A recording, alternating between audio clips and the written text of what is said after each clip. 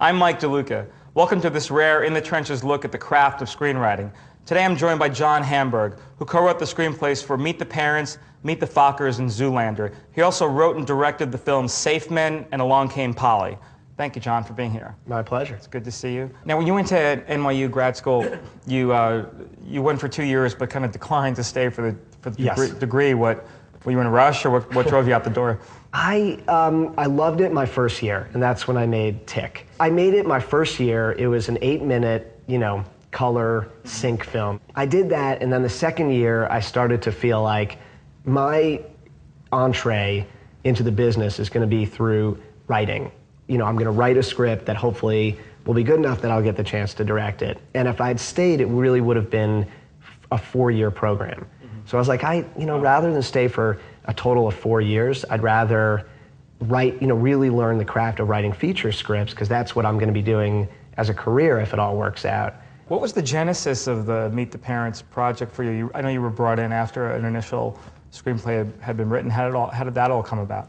It came about basically, they had developed the movie for different actors. Jim Carrey was going to do it at one point. Was that a short at first? Yeah.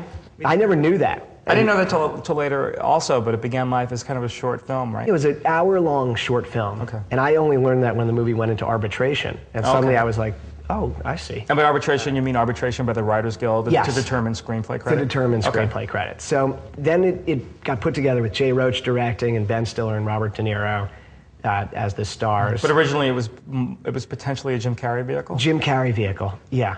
And he had worked with Jim Hertzfeld, who I share screen credit with, for a while on the movie.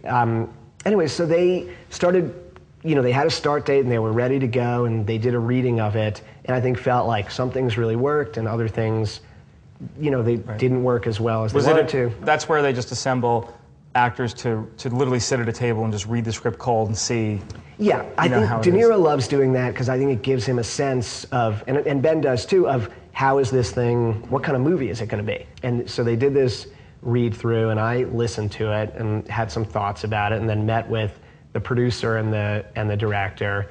Basically, Ben Stiller said, there's this young writer, he made this movie I loved, and we had actually started talking about Zoolander at that point. Okay. And he said, go meet with him. So I met with them and gave them my ideas, and I remember walking out going, I really would love to do this because I just felt a connection to it, and maybe as a Jew who was going out with a wasp or a shiksa, I could connect with that. Right. And just feeling awkward. I mean, most comedy writers are sort of awkward in the world. Right. I could just relate to what Ben was going through and her parents and everything. So I gave them some ideas and then, said, I hope this works out. And I got hired basically to write on it for 2 weeks with an optional 3rd week. And how many weeks did it end up being? 8 months. So, it was the kind of thing where they said, you're the Ben Stiller guy to me. And I was like, I never worked that way before. I was like, but there's 2 people in a scene. Am I just supposed to write Ben's lines and not De Niro? Then you'll bring the De Niro guy in? Right.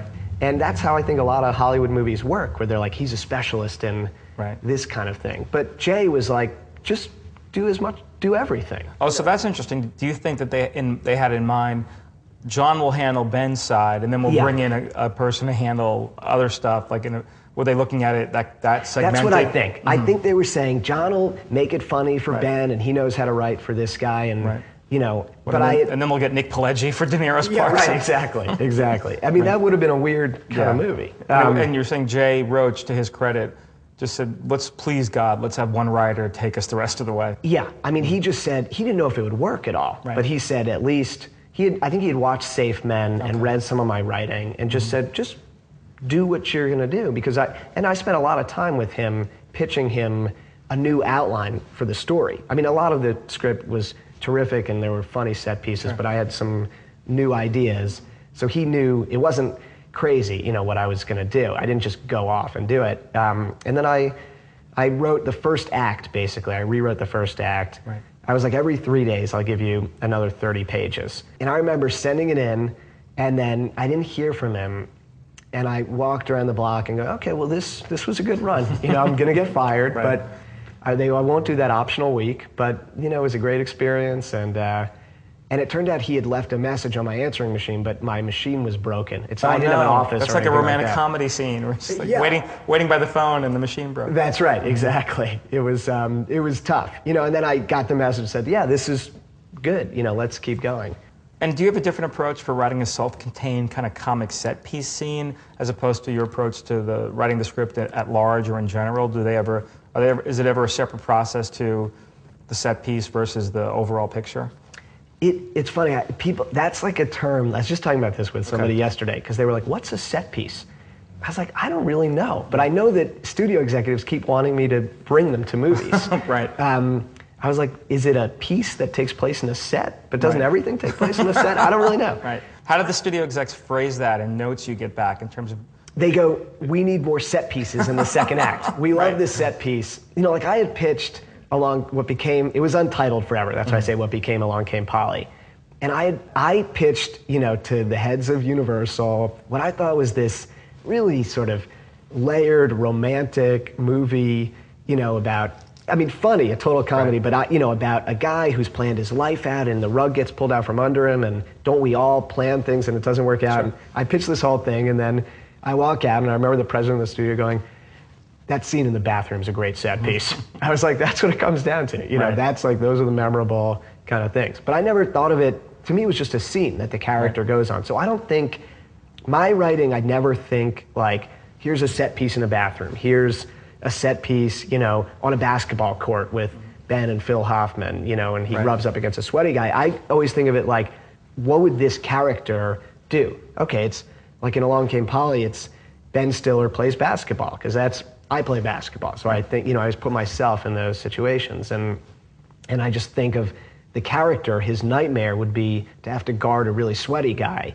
who, you know, rubs up against him in a grotesque way. So it's never like this is going to be a big comic set piece. It's just like this could service the story.